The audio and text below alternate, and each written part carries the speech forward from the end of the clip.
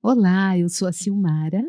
E eu sou o Nilson. Nós somos amigos de Jesus e fazemos parte do projeto do Instituto Jesus Cristo.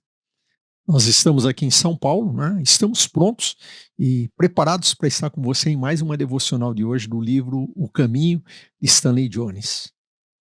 Nós estamos na semana 18, quarta-feira, e o título é Criando Doenças. Nós temos 3 textos que são citados aí no livro, mas pelo nosso tempo aqui, nós vamos ler um dos textos que eu acho bem interessante para depois nós lermos a devocional. Provérbios capítulo 3, versículos 7 e 8 diz assim: "Não seja sábio aos seus próprios olhos. Tema o Senhor e afaste-se do mal. Isso será como um remédio para o seu corpo e refrigério para os seus ossos." Continuamos nosso estudo sobre como a vida egocêntrica cria doenças na mente e no corpo. Uma mulher brilhante, liberta do alcoolismo, disse: Antes eu estava sempre me esforçando para ser feliz e, portanto, acabava por me sentir infeliz na maior parte do tempo. Agora não me preocupo com nada. Assim, antes, se eu estava infeliz, eu reclamava e me ressentia, dizendo: Pobre de mim. Agora não estou infeliz por me sentir infeliz. Ela estava bem. Certa mãe controlava a filha. Esta passou um bom ano longe de casa, ensinando pessoas. A mãe, para forçá-la a voltar para casa, desenvolveu uma doença. A filha voltou sem nada para fazer senão cuidar de uma mãe que estava doente por causa do egoísmo. E a própria filha ficou frustrada e doente. Um círculo vicioso. A razão central e a fonte dessa confusão doméstica era a doença egocêntrica da mãe.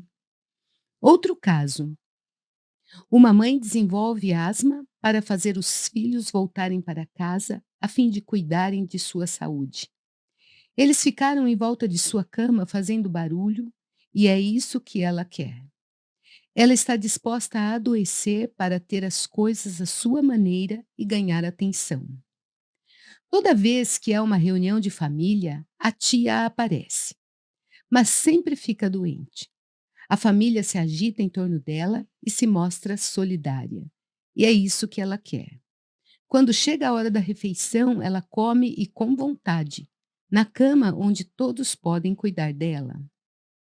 Todas essas pessoas estão tentando adotar uma estratégia de vida que não é o caminho. O homem que foi a pessoa mais saudável que já viveu em nosso mundo, um homem que irradiava saúde, um simples toque nele significava cura. Viveu além de si mesmo, viveu para os outros sempre. Ele nunca adoeceu, pois viveu o caminho. Nossos caminhos, que não são o caminho, produzem perturbação e doença. Lutero diz: nenhuma árvore dá fruto para si mesma. Na vontade de Deus, tudo se doa. Somente Satanás e os homens sob sua influência pensam em si mesmos. Observe, na vontade de Deus, tudo se doa. E assim cumpre não apenas a vontade de Deus, mas a lei de seu próprio ser. Aquele que dá, o altruísta, ganha ritmo e harmonia. O que recebe para si, o egoísta, é dissonante e desarmonioso. Ele é um doente. Ó Cristo, vejo que fui criado para o teu caminho de amor que se doa. Tenho pedido para ser amado, e nesse pedido só tenho recebido cinzas.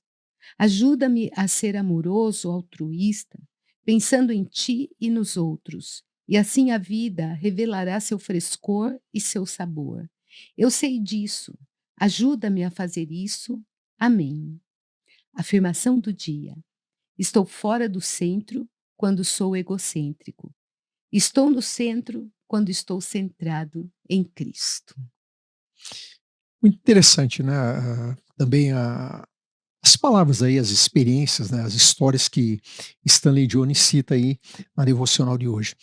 Eh, Começando lá pelo texto que nós lemos em Provérbios, é interessante que ele diz que nós devemos, né, pensar, né, de uma maneira coerente, que nós não devemos achar que sabemos demais ou ficarmos trazendo em torno de nós mesmos, achando que nós temos uma sabedoria única, exclusiva, né? Estou parafraseando, ou seja, colocando uma linguagem nossa para entender aquele texto, e diz: ó, não seja assim. Alguém que acha que você sabe tudo, que você é o centro de tudo, ele diz: ó, se afasta dessas coisas, né? Se afasta do mal, e diz: aí você vai ter um refrigério e saúde no seu corpo. Alguma relação, né? O Deus que nos criou, o Deus que nos fez, alguma relação Deus está estabelecendo ali entre o que você pensa, o que você acha, né? E você se tornando o centro, achando que você é o detentor de toda a sabedoria, e a questão de adoecer no corpo, porque Deus fala para a gente se afastar dessas coisas e diz que aí nós vamos ter refrigério e saúde no nosso corpo. Então é interessante, né? É quando nós aprendemos também a dependermos ou pertencermos a um grupo. E quando nós não ficamos vivendo só em função de nós mesmos. Porque quando você começa a pensar só em você, e você ter a sabedoria, você tem que encontrar as respostas, você tem que encontrar os caminhos, né? E na verdade é aquilo que nós temos visto, o caminho é Jesus. Nós achamos muitos becos sem saída. Mas a pessoa sofre, ela adoece com isso, né? Mas quando ela começa a ter esse sentimento de pertencimento, começa a prestar atenção em quem está em torno dela, as pessoas que estão à sua volta, essa pessoa com certeza ela vai se sentir bem melhor, ela vai se sentir amparada e protegida. Então quando ela faz algo de bem para alguém, né, sem, né, visar com um interesse próprio, mas sim de fazer o bem para o outro, também no momento da dificuldade, ela também vai ser amparada dessa maneira. Então quando eu olho para esse texto, me chama a atenção essa questão da relação que ele faz da doença, né, com o egocentrismo. E que muitas vezes a pessoa adoece, né, alguns até adoecem, porque lá no psicológico dele, no emocional dele, é uma maneira até dele de ter a atenção das pessoas. Não digo que todos que, né, muitas vezes estão com algumas situações assim doentes têm esse tipo de situação, mas você já deve ter visto alguém assim, né? Pessoas que muitas vezes ela faz da doença, do problema que ela está vivendo, ela faz daquilo um centro de atenção e as pessoas se voltam para ela. Então, isso pode ser intencionalmente, isso pode ser um problema que ela está no psicológico dela e que ela está tomando esse tipo de comportamento. E ela precisa de ser curada, ser tratada, porque esse tipo de comportamento egocêntrico vai fazer com que ela continue doente, né? Eu me lembro daquele paralítico que estava junto a um tanque de Betesda e Jesus chega para ele, e o homem já estava lá há décadas, né? E Jesus chega para ele e diz: você quer ser curado? Eu acho que seria uma pergunta óbvia, né?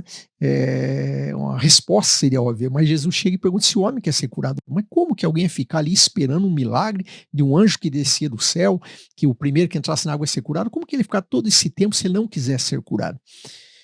Por que Jesus perguntou isso? Porque pode ser que aquele homem vivendo anos e anos ali, né, vivendo aquela situação, ele já tivesse acomodado àquela situação e não tivesse mais a disposição e o ânimo para vencer, romper com aquela situação e começar uma nova vida. Porque quando ele saísse dali de paralítico, ele ia voltar para a vida dele, para a rotina dele, para a família dele, uma rotina que ficou anos e anos lá atrás. Então, infelizmente, muitas vezes as pessoas adoecem, né, e essa doença acaba sendo um mecanismo, uma forma dessa pessoa ser vista e atendida por outros. Um exemplo que eu acho bem interessante, que eu já vi acontecer, é de uma pessoa que perdeu um ente querido dela. Perdeu o seu cônjuge, uma pessoa que ela amava muito e que conviveu anos com ele. Mas exatamente no momento que esse cônjuge veio a falecer, essa pessoa teve que cuidar de uma criança nova ainda, né? Quase que recém-nascida, e ela teve que cuidar dessa criança que dependia dela. O que eu percebo é que aquela pessoa, ela conseguiu superar aquela crise do luto, da depressão que nós passamos, né? Todos nós passamos, é um processo que todos passam do luto, mas essa pessoa conseguiu superar de uma maneira muito mais firme, né? A gente olhava para ela antes e dizia: ela não vai superar quando perder essa pessoa amada, mas quando ela viu aquela criança que dependia dela, ela conseguiu superar aquela situação porque ela entendeu que a criança dependia dela, ela se sentiu importante para a vida daquela criança. Então assim tem que ser a nossa vida, né? Coloque alguém que precisa de você, olhe para essa pessoa, faça o bem para essa pessoa e tenha certeza que dessa maneira você vai se sentir feliz, você vai se sentir realizado. Então alguém que às vezes está até doente, precisando de você, né? E aí você vai sentir realmente que vale a pena quando você faz o bem para alguém e compartilha esse amor de Deus. Então, mais uma devocional aí, com certeza Deus vai continuar falando no nosso coração. Amém. Deus te abençoe. Amém.